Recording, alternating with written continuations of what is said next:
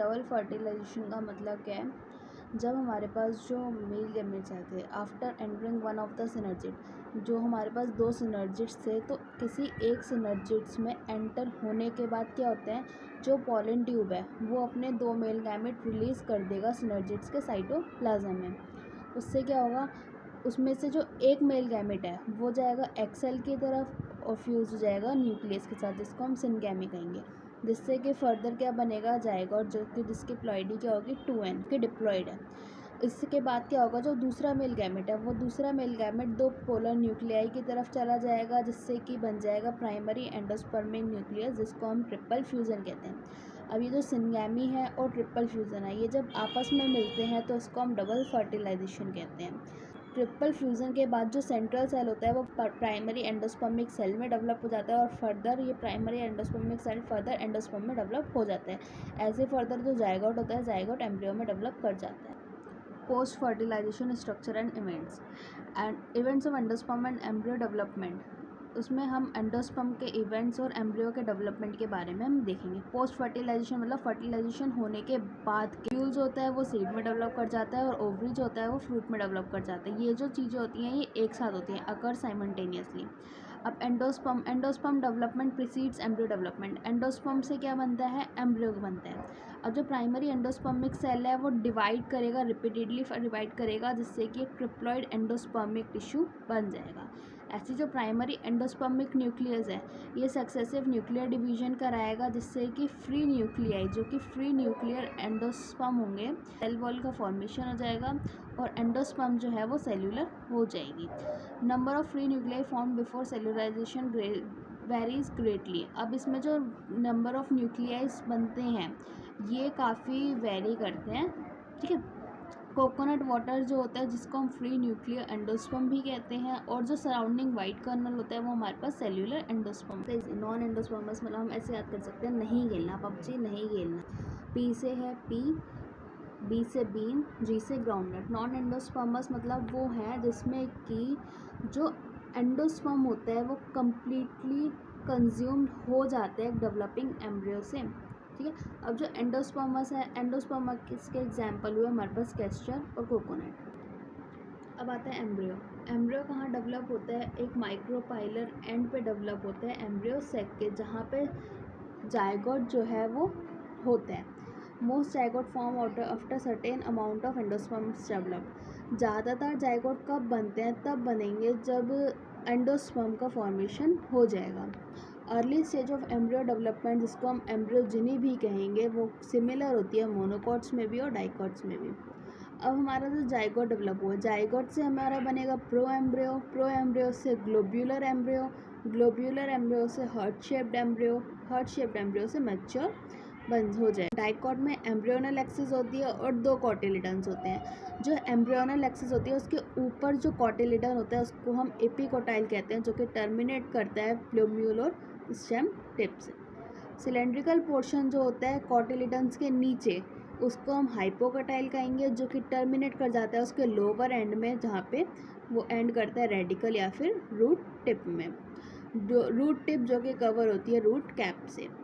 Embryo अगर monocot का है, मोनोकॉट के एम्ब्रियो को हम, अगर उसके पास एक कॉटिलिडन है तो उसको हम स्क्यूटिलम कहते हैं, जो कि लेटरल में होता है एम्ब्रियोनल एक्सिस।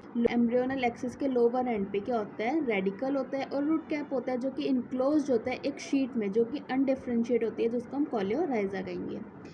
अब स्क्यूटिलम के ऊपर एक एपिकोटाइल होता है, जिसके पास शूट एपिक्स होती है और कुछ फ्यू लीफ प्रिमोर्डिया, जो कि इनक्लोज करता है एक हॉलो फॉलियर स्ट्रक्चर में, जिसको हम कॉलियोप्टाइल कहेंगे।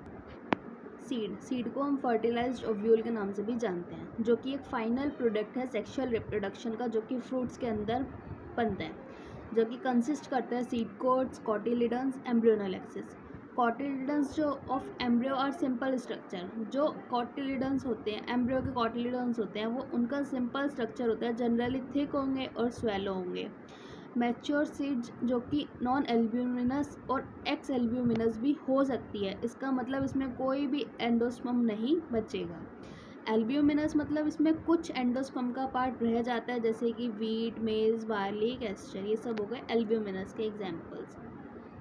अब आता है पेरिस्पर्म। पेरिस्पर्म मतलब रेसिडुअल परसिस्टेंट न्यूक्लियस, जिसको हम क्या कहेंगे, पेरिस्पर्म, जिसका एग्जांपल है ब्लैक पेपर और बीट। जो ओव्यूल के इंटेग्यूमेंट्स होते हैं, मतलब ओव्यूल की जो कवरिंग होती है वो सीड कोट के तरह ही हार्ड कवरिंग होती है, as tough protective seed coats. Entry of oxygen and water through micropyle into seed during germination. अब अगर हमें सीड को जर्मिनेट कराना है तो वो कैसे में पानी और हवा कैसे जाएगी, तो एक माइक्रोपाइलर रीजन होता है जिसके जरिए ऑक्सीजन और वाटर एंट्री करते हैं माइक्रोपाइलर सीड में। एज सीड मैच्योर, जैसे ही सीड मैच्योर होगी उसका जो वाटर कंटेंट होगा वो कम हो जाएगा और सीड जो जाएगी वो ड्राई हो जाएगी। 10 to 15% मॉइस्चर बचेगा बाय मास। अब जो एम्ब्रियो है, एम्ब्रियो अगर एक स्टेज में चला जाता है जिसको हम डोरमेंसी कहते हैं, जो अगर हमारी फेवरेबल कंडीशन फिर से आ जाएंगी तो वो जर्मिनेट कर जाएगा। अब जो वॉल होती है ओवरी की वो डेवलप कर जाती है फ्रूट की वॉल में, जिसको हम पेरिकार्प कहेंगे। अगर वो फ्लैशी होगी जैसे कि गुआवा और मैंगो में, और ड्राई होगी तो जैसे कि ग्राउंडनट और मस्टर्ड में। हमारे पास दो तरीके के फ्रूट्स होते हैं, फॉल्स फ्रूट और ट्रू फ्रूट। फॉल्स फ्रूट में क्या होता है, थैलेमस भी फ्रूट के फॉर्मेशन में कंट्रीब्यूट करता है। तो इसके एग्जांपल है Apple, strawberry, cashew. True fruit सिर्फ और सिर्फ ओवरी से डेवलप करते हैं। फ्रूट्स जो कि बिना फर्टिलाइजेशन के डेवलप करेगा, ऐसा फ्रूट जिसमें फर्टिलाइजेशन नहीं हो रही है तो वो पार्थिनोकार्पिक फ्रूट कहलाएगा, जैसे कि एग्जांपल है बनाना। अब जो पार्थिनोकार्पिक फ्रूट होते हैं वो इंड्यूस हो जाते हैं by growth hormones. Seeds offer advantage to angiosperms. Seeds के हैं एंजियोस्पर्म्स को काफ़ी एडवांटेज देती हैं, जैसे कि reproductive process, fertilisation and pollination are independent of water. अब इसमें क्या है, जो फर्टिलाइजेशन होगा और पॉलिनेशन होगा वो वाटर के इंडिपेंडेंट है। Better adaptive strategies for dispersal, seed lose viability within a month. Oldest, जिसमें एक ओल्डेस्ट सीड जो कि है ल्यूपाइन सीड, जिसका नाम है ल्यूपिनस आर्टिकस, जो कि एग्जिबिटेड हुई थी आर्टिक टुंड्रा में। Seed germinate and flower after, इसका जो सीड जर्मिनेट हुआ था और फ्लावर किया था फिर से, वो 10,000 सालों बाद किया था। ऐसे ही एक सीड और है जो कि 2000 साल बाद, डेट पाम, जिसका नाम है Phoenix dactylifera, during archaeological exhibition at Kings Herald place near Dead Sea. कुछ और एग्जांपल्स हैं हमारे पास, जैसे कि ऑर्किड्स इसमें क्या होता है, thousands of tiny seeds produced होती हैं। और कुछ पैरासिटिक प्लांट्स भी होते हैं जैसे कि ओरोबेंके एंड स्ट्रीगा। अब आता है एपोमिक्सिस का मतलब क्या है, सीड का फॉर्मेशन होना बिना फर्टिलाइजेशन के, सीड का बन जाना एपोमिक्सिस कहलाता है। ये होता है एस्टेरियसी एंड ग्रास फैमिली में। तो एपोमिक्सिस जो कि एक फॉर्म है एसेक्सुअल रिप्रोडक्शन का, बट मिमिक कर रहा है सेक्सुअल रिप्रोडक्शन को, ठीक। पॉलीएम्ब्रियोनी मतलब, पॉली मतलब more than one, embryony means embryo, तो मोर देन वन एम्ब्रियो, अगर एक ही सीड में एक से ज़्यादा एम्ब्रियो होंगे तो उसको हम पॉली एम्ब्रियोनी कहेंगे, जैसे कि एग्जांपल है हमारे पास सिट्रस और mango. If hybrid seeds are made into apomicted there is no segregation of character in a hybrid progeny.